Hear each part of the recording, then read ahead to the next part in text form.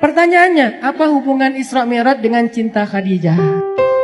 Isra Mi'raj itu salah satu di antara tujuannya, dia itu hiburan buat Rasulullah SAW ketika Rasulullah ditinggalkan Khadijah radhiyallahu anha. Jadi tahun ketika terjadi Isra Mi'raj dikenal oleh ulama dengan istilah tahun kesedihan.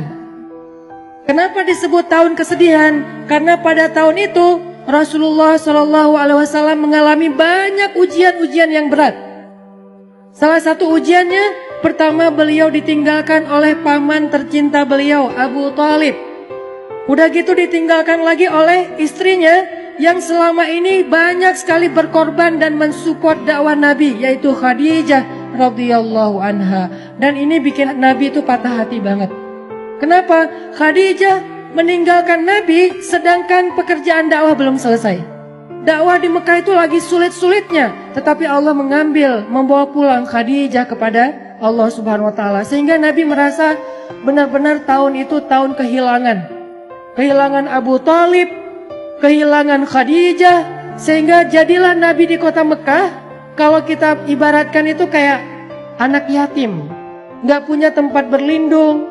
Biasanya Nabi itu kalau beliau dicela, dibully sama netizen gitu kan. Ini analogi sosial media. Kita dibully netizen aja kayak sedih banget gitu. Apalagi Rasul dibulinya bukan sama sosial media yang gak ketemu orangnya, tapi langsung ngelihat ekspresi wajahnya, dilemparin sama kotoran.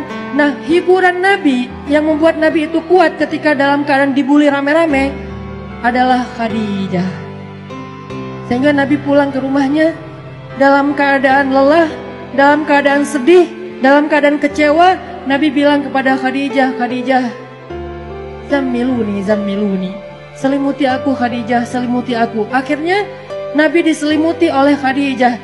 Lalu Nabi curhat sama Khadijah, Khadijah, kenapa mereka mendustakan dakwah aku? Apakah aku terlalu keras kepada mereka?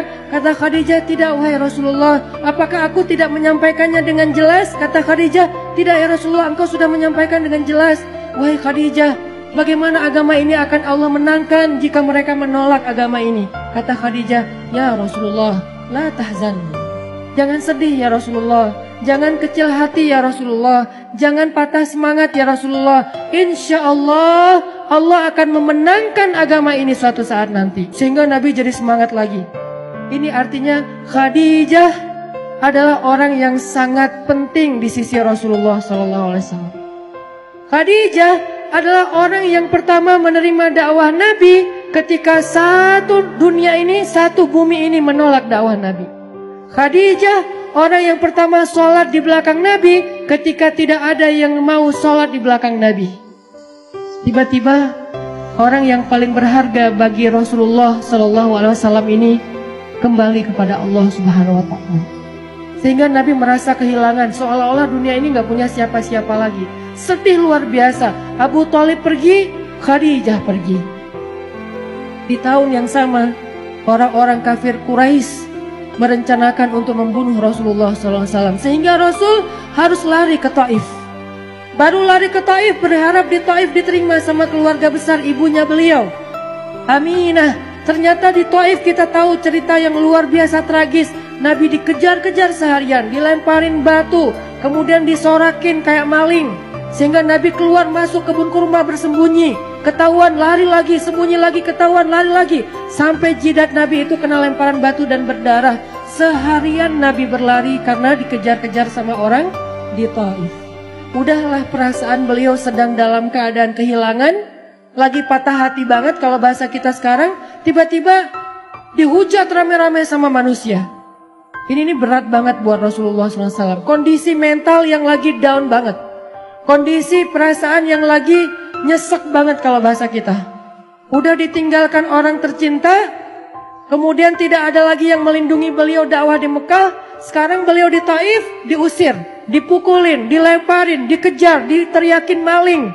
Sampai kemudian Nabi SAW bingung harus pulang kemana sekarang. Di Mekah beliau diancam, di Taif beliau diusir. Akhirnya Rasulullah SAW diam-diam masuk ke kota Mekah dan tidur di depan Ka'bah. tidur sendiri di depan Ka'bah. Orang-orang Mekah udah pada tidur, masuk ke rumah mereka masing-masing. Nabi sembunyi-sembunyi masuk ke kota Mekah dan tidur di depan pintu Ka'bah. Karena udah nggak tahu harus pulang kemana. Benar-benar jadi kayak anak yatim lagi. Makanya Allah berfirman, alam yajidka yatiman fa'awa. 2 kali Nabi ngerasain nelangsanya jadi anak yatim. Pertama, nelangsa ditinggalkan ayah, ibu, dan kakeknya.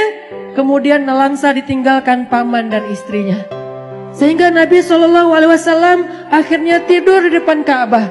Sebetulnya bukan tidur, beliau sholat di depan Ka'bah, minta pertolongan kepada Allah. Ya Allah, saya harus kayak gimana? Saya udah gak punya siapa-siapa. Khadijah yang paling saya cintai, Khadijah yang menjadi nyawa saya banget. Saya gak bisa hidup tanpa dia, sekarang udah pergi. Abu Thalib yang melindungi saya juga udah pergi. Bahkan perginya dalam keadaan tidak beriman lah gitu. Saya pergi ke kampung ibu saya di Taif. Orang-orang yang ada di Taif juga mengusir saya.